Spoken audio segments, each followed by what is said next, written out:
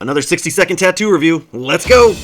This tattoo was sent in by Sheree, and it is just a little over a year old now, and it was done by James B. You can check him out on Instagram, jamesb.art on Instagram. Some phenomenal stuff. He is working out of Bad Habits Tattoos there in Fort Lauderdale, Florida. Definitely check him out. Great roster of artists.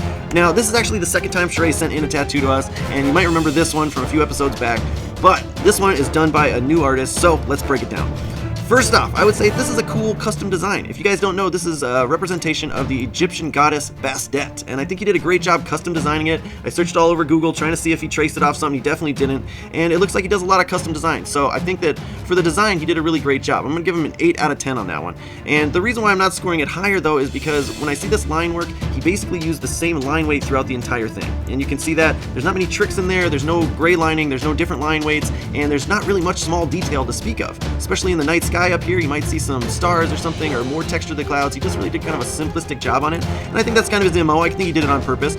So for the line work, I'm going to give him a 7 out of 10.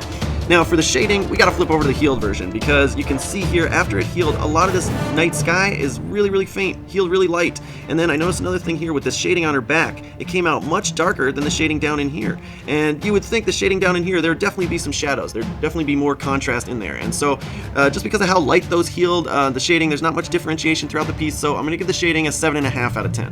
Which means overall, I rate this one a 7.5 out of 10, because I do think it's clean work, it's a well done custom design, I think he drew it great, it healed well also, so I think 90% of clients would absolutely be happy with this level of work. I personally would have loved to see a little bit more small details in there, but he chose to keep it simple. I think he might have done that on purpose, but he also kept that same line weight throughout, so it's hard for me to rate it any higher than that. So 7.5 out of 10 for this one.